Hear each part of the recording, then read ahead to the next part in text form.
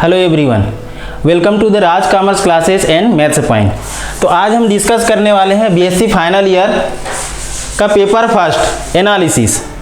इससे रिलेटेड कुछ topic BSc second year में हम लोगों ने पढ़ा कि किसी भी कन्वर्जेंस सीरीज का या किसी भी कन्वर्जेंस सीक्वेंस का टेस्ट किस तरीक़ा से किया जाता है। जैसे हम सीक्वेंस की बात करते हैं तो उसके लिए बहुत सारा टेस्ट आता है, जैसे कि कुछ थ्योरम से अप्लाई करना होता है। जैसे कॉसीस फर्स्ट थ्योरम है, Cauchy's second theorem on limit, d'Alembert ratio test, Cauchy root test.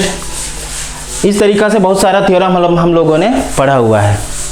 उसी में यदि हम सीरीज़ की बात करते हैं तो सीरीज़ में भी बहुत सारे टेस्ट देखे हैं, जैसे कि पी टेस्ट है, कंपैरिजन टेस्ट है, कॉसी कंडेंसेशन टेस्ट है, लॉगरिथमिक टेस्ट है, रॉबिश टेस्ट है। इस तरीक़ा से किसी भी सीरीज़ में कन्वर्जेंसी चेक कर सकते हैं। तो उसी में कन्वर्जेंसी चेक करने के लिए और भी कुछ थ्योरम्स दिए गए हैं, उसी का डिस्कशन करेंगे। पिछले क्लास में हम लोगों ने देखा कि डिरिक्ले टेस्ट, लेबनिज टेस्ट।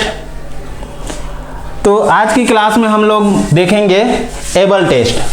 तो एबल टेस्ट में स्टेटमेंट क्या कहता है कि किसी भी सीरीज, मान लेते हैं summation of a n b n, कोई भी एक सीरीज है summation of a n b n, यह कन्वर्जेंट होगा यदि दो कंडीशन को सेटिस्फाई करता है। फर्स्ट कंडीशन क्या है? फर्स्ट कंडीशन कहता है कि summation of a n convergent होनी चाहिए।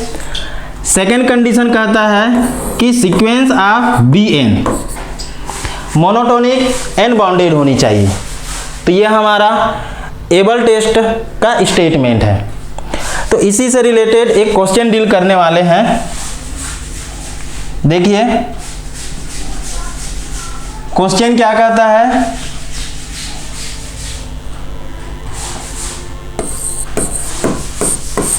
एक सीरीज गिवन है 1 minus 1/3 into 5 plus 1/5 into 5 square minus 1/7 into 5 cube plus dash dash dash. ये एक सीरीज गिवन है। अब इस सीरीज का कन्वर्जेंसी चेक करना है। तो सबसे पहले तो हमें सीरीज को पहचानना पड़ेगा। क्या इसमें डिरिक्ले टेस्ट लग सकता है? क्या इसमें एबल टेस्ट लग सकता है? क्या इसके अलावा भी कोई दूसरा टेस्ट लग सकता है? तो आइए देखते हैं।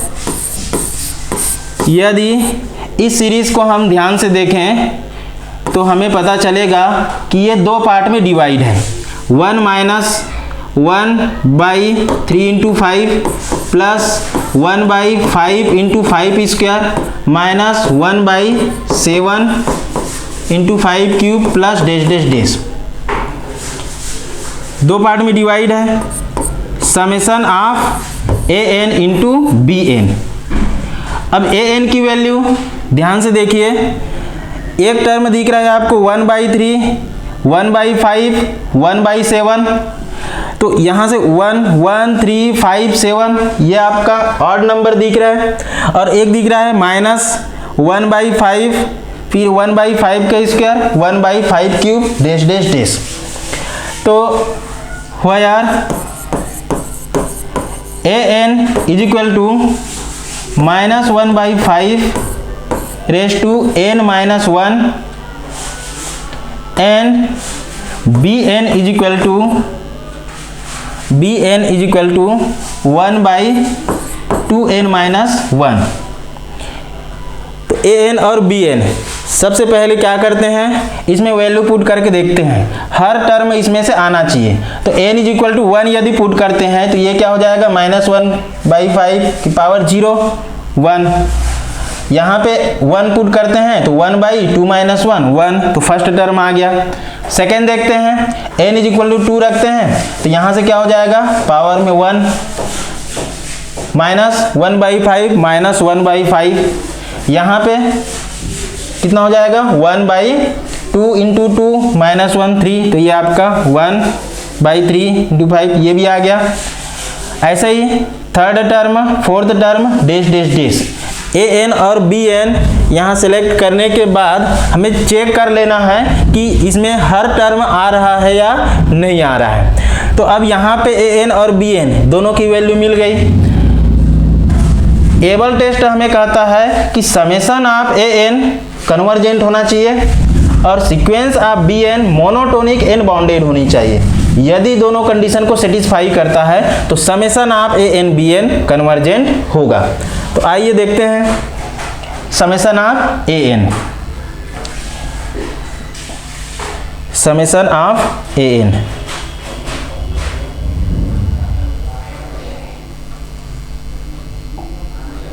Summation of a n then summation of a n, इसकी वैल्यू कितनी है, summation of -1/5 raise to n - 1। इसको एक्सपांड करते हैं, n = 1 to infinite, n = 1 to infinite।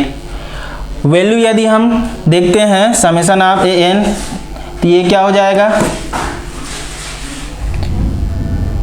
-1, n = 1 put किए तो यहाँ पे आ गया 1, -2 पुट किए तो ये आ गया -1/5, 3 पुट किए तो ये कितना हो जाएगा स्क्वायर, और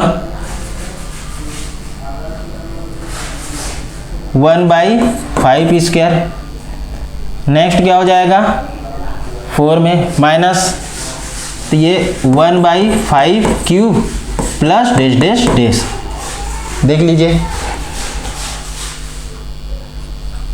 तो n = 1 = इनफाइनाइट, इसकी absolute value that implies summation of a n, इसकी एब्सोल्यूट वैल्यू की बात यदि हम करते हैं तो n = 1 to इनफाइनाइट, तो यहाँ पर एब्सोल्यूट वैल्यू कितनी हो जाएगी, -1/5 की पावर n - 1, इसकी एब्सोल्यूट वैल्यू, तो ये कितनी हो जाएगी 1 + 1/5 + 1/5 स्क्वायर माइनस, सॉरी ये क्या रहेगा, यहाँ पे माइनस रहेगा, ठीक है, ये माइनस प्लस फिर -1/5 cube plus dash dash dash. अब एब्सोल्यूट वैल्यू है, मॉडुलस लगा हुआ है, तो इसकी वैल्यू क्या हो जाएगी 1 + 1/5 + 1/5 square plus 1/5 cube plus dash dash dash. हम लोगों ने एक कॉन्सेप्ट पढ़ा हुआ है किसी भी ज्योमेट्रिक प्रोग्रेशन के लिए। अब ज्योमेट्रिक प्रोग्रेशन की बात क्यों करेंगे कि 1 + 1/5 + 1/5 स्क्वायर डैश डैश डैश क्या मिल रहा है, ज्योमेट्रिक प्रोग्रेशन। तो ज्योमेट्रिक प्रोग्रेशन में हम लोगों ने कॉन्सेप्ट पढ़ा हुआ है कि यदि कॉमन रेशियो की वैल्यू लेस देन 1, क्या बोला मैं, ज्योमेट्रिक प्रोग्रेशन में कॉमन रेशियो की वैल्यू लेस देन 1 है, तब वह ज्योमेट्रिक प्रोग्रेशन कन्वर्जेंट होता है। ये कॉन्सेप्ट है। तो यहाँ पे common ratio, here common ratio r = 1/5 और 1/5 इज लेस देन 1। इसका मतलब क्या हुआ, जो गिवन सीरीज है ये कन्वर्जेंट है। That implies summation of n = 1 to infinite modulus of a n is convergent।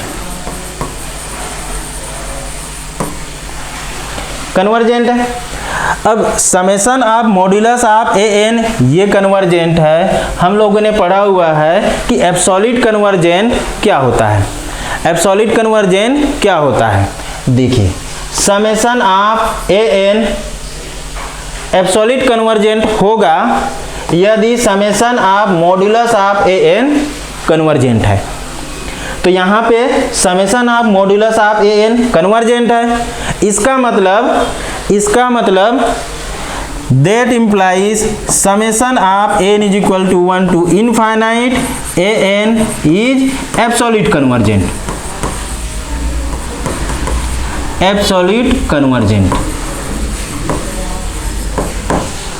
फिर हम लोगों ने कॉन्सेप्ट पढ़ा every absolute convergent is also convergent. Every absolute convergent is also convergent. That implies n is equal to 1 to infinite an is also convergent। तो able test में first condition था summation of an convergent होनी चाहिए, तो ये हम लोगों ने देखा। सेकेंड कंडीशन क्या था, sequence of bn monotonic and bounded होनी चाहिए। Sequence of bn monotonic and bounded होनी चाहिए। नाउ सीक्वेंस ऑफ bn, इसके बारे में देखते हैं। Sequence of bn monotonic and bounded, तो हमारा सीक्वेंस क्या था 1/2n-1। Sequence of bn is equal to 1/2n-1 for all n belongs to natural number के लिए। अब ये मोनोटोनिक है या नहीं, बाउंडेड है या नहीं, ये चेक करना है। तो सबसे पहले हम इसमें मोनोटोनिक चेक करते हैं। मोनोटोनिक, तो मोनोटोनिक सीक्वेंस चेक करने का मेथड क्या करता है, पहले bn फाइंड करना है, तो bn की वैल्यू है 1/2n-1।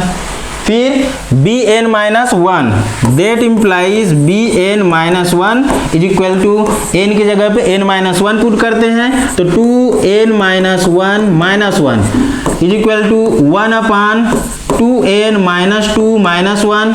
इसको सॉल्व करते हैं, क्या मिलने वाला है 2n-3। तो bn और bn-1 क्या करना है, bn-1 माइनस करते हैं, तो माइनस करने से क्या मिलने वाला है 1/2n-1 माइनस 1/2n-3। सिंप्लीफाई कीजिए, 2n-3 कितना हो जाएगा 2n-3 माइनस 2n+1 कितना आया 2n minus 2n cancel, -3 + 1 -2/2n-1 तो यहाँ पे देख सकते हैं निगेटिव टर्म आ रहा है, यहाँ पे निगेटिव टर्म आ रहा है। इसका मतलब क्या हुआ, निगेटिव टर्म आया, इसका मतलब क्या हुआ, देखिए दैट इम्प्लाइज, इसको हम क्या लिख सकते हैं bn-1 is less then 0 negative के कारण। दैट इम्प्लाइज bn-1 इज, देखिए क्या हो जाएगा bn less than bn-1। Less or is equal to दोनों लिख सकते हैं, दोनों पॉसिबिलिटीज है। For all n belongs to natural number, इसका मतलब क्या हुआ n bn और यहाँ पे bn-1, तो bn-1 और bn में क्या डिफरेंस है, जैसे ये हमारा सीक्वेंस यदि है तो यहाँ पे मान लेते हैं bn है, तो इसके पहले क्या आने वाला है bn-1, तो पहले आने वाला टर्म क्या हो गया ग्रेटर हो गया, और बाद में आने वाला टर्म क्या हो गया लेस हो गया। इसका मतलब ये हुआ given sequence bn is monotonic decreasing sequence by definition of monotonic decreasing sequence. अब इसमें देखते हैं क्या सीक्वेंस बाउंडेड है, हमें यह चेक करना है कि क्या सीक्वेंस बाउंडेड है। देखिए now sequence of bn is equal to 1/2n-1। तो हम इसको किस तरीका से लिख सकते हैं? For all n belongs to natural number के लिए इसको लिखा जा सकता है 1/n की वैल्यू पहले 1 पुट कीजिए, कितना हो जाएगा 1/2n-1, तो ये 1/1 हो गया। 2 पुट कीजिए 1/3 हो गया। नेक्स्ट में 1/5 डैश डैश डैश। तो यहाँ पे हमें इन्फिमम ऑफ bn क्या मिलेगा? n टेंड्स टू इनफाइनाइट पे इसकी वैल्यू 0 हो जाएगी, तो infimum of bn is equal to 0। And supremum क्या मिलने वाला है? bn यहाँ से देख सकते हैं आप 1, 1/3, 1/5 डैश डैश डैश डिक्रीज हो रहा है, इसका मतलब 1 जो है सुप्रीमम वैल्यू है, तो supremum of bn 1। That implies 0 is less than sequence bn is less than 1। That implies bn is bounded, then by definition of bounded sequence, then by definition of bounded sequence क्या लिख सकते हैं? There exist k belongs to real number such that mod of bn is less than k, where k belongs to r and n belongs to natural number. For all n belongs to natural number. That implies bn is bounded. bn is bounded. अब जो able test का second condition है वो भी follow हो जाता है। तो यहाँ पे हम देख सकते हैं कि हमारा जो एबल टेस्ट है वो फॉलो होता है। देखिए एबल टेस्ट है वह फॉलो हो जाता है कि summation of an bn convergent तभी होता है जब समेशन ऑफ an कन्वर्जेंट हो और sequence of bn monotonic plus bounded है, तो जिसको कि हम लोगों ने यहाँ पे प्रूव किया हुआ है।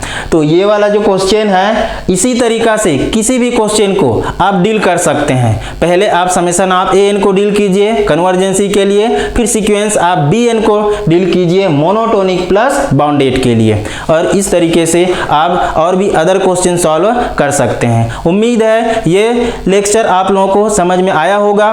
किसी प्रकार का कोई भी डाउट रहता है तो आप कमेंट सेक्शन में जरूर बताइए। Thank you for watching video.